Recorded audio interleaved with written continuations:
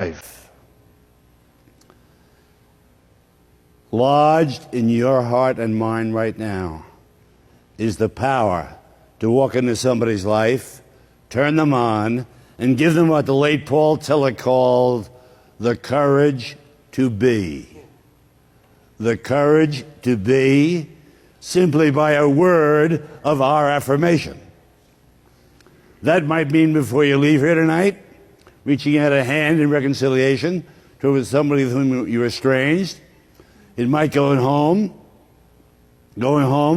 and making a local phone call to someone with whom you quarreled. It may mean a long-distance phone call to somebody in your family that you've been cut off from because of an angry moment years ago. It might be walking down the street tomorrow, knocking on a neighbor's door. It might be going to work on Monday and inviting a colleague to come to lunch or to dinner. Minor matter?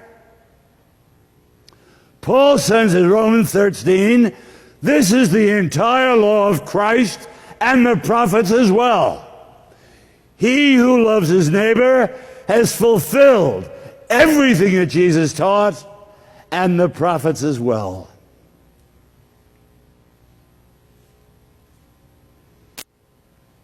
The person in this room who's the most Christ-like is the one who loves the most.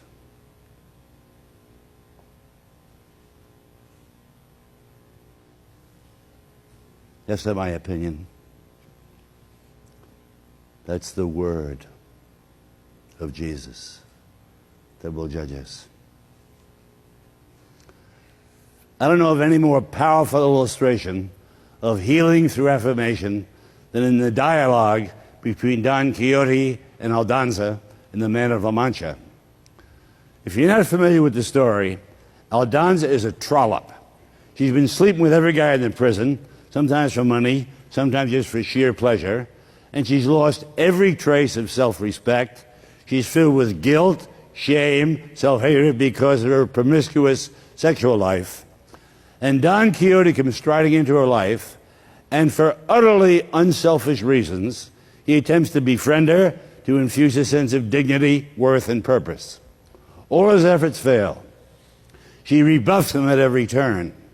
He's coined an endearing nickname for her. In Latin, he calls her Dulcinea, meaning literally, my sweet little one.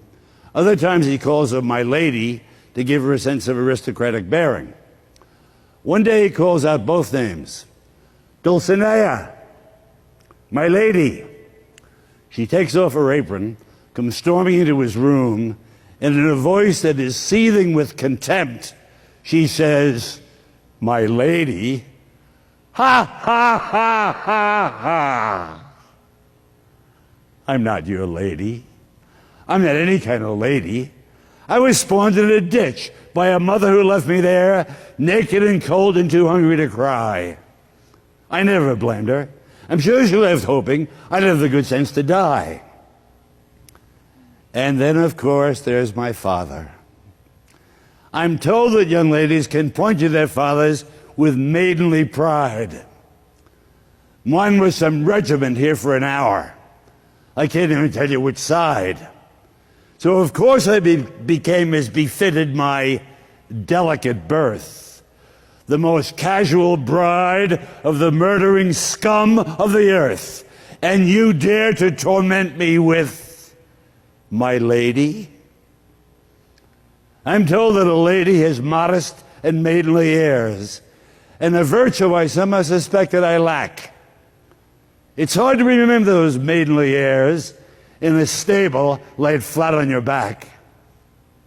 Take the clouds from your eyes, Don Quixote, and see me as I really am.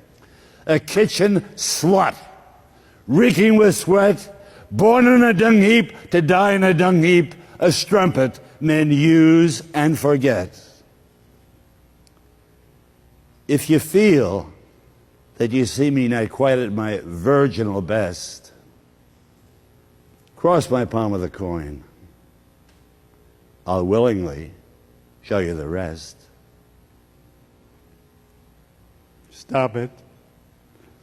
For God's sake, stop it. Can't you see what your gentle insanities do to me? Rob me of anger and give me despair. Blows and abuse I can take and give back again. But tenderness I cannot bear. Don't reach out to me when you're sweet Dulcinea you call.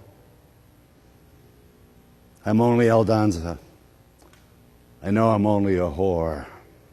But my lady, you've become real. You've got a heart of immense compassion for the brokenness of others. And I'm not only proud of you, I'm deeply in love with you. In the most powerful line in that whole story for me, Aldonza leaves the stage, walks down to the first row of spectators, and proudly announces, from this day forward, my name is no longer Aldonza. I'm Dulcinea. Yes, I'm Dulcinea. How do you describe what happened to that woman? The only words I know are, she was born again. Born again. Recreated, renewed, healed through the loving touch of Don Quixote's affirmation. But then in one of those tragic ironies of life, he falls desperately ill. His mind is weary of having thought too much. His body is spent from having fought too much. And his heart is broken, having loved too much. He lies on his bed in a semi-coma.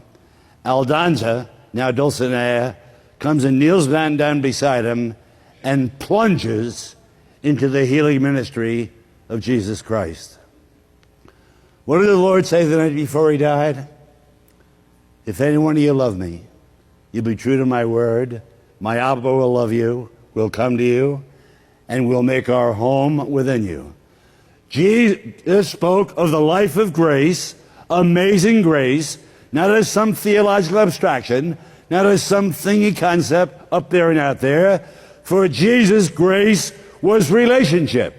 The presence of his Abba and himself in our hearts through the gift of the Holy Spirit. The same healing Spirit that dwelt in the human soul of Jesus, enabling him to raise Lazarus from the dead, give sight to the blind man Bartimaeus, hearing to the deaf, allow the lame to walk again, to resurrect Zacchaeus to newness of life.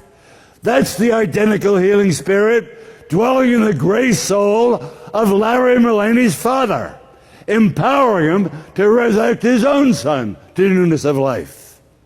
It's the same healing Spirit dwelling in the gray soul of Dulcinea. The question is now, can she heal anybody? There's only one healer in the new Israel of God, and that is Jesus the Christ. The only question is, will she allow the healing Spirit of the risen Lord to flow through her, reach out, and touch him?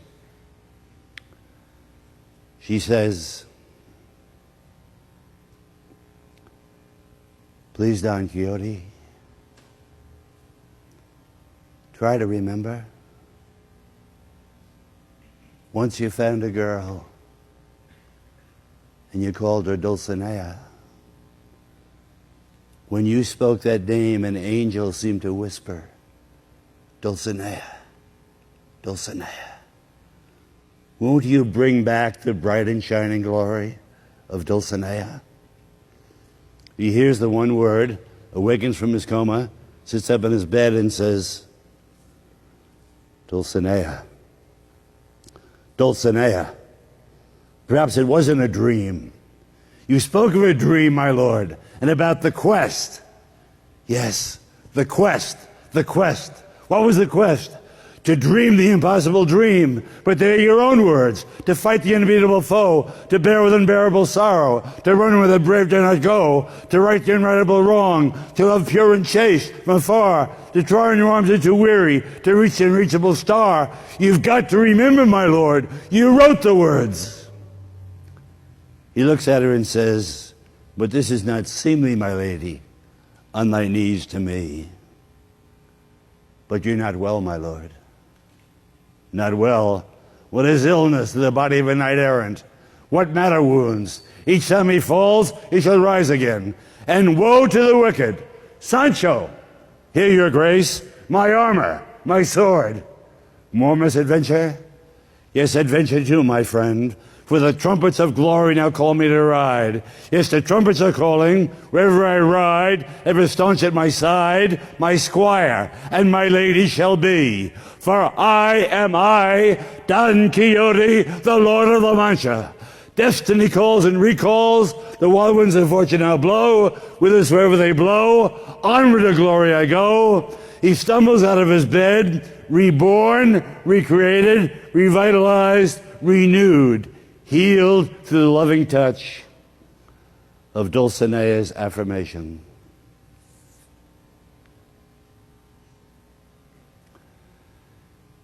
My friends, in a Christian climate that is so charged with sarcasm, ridicule, the put down,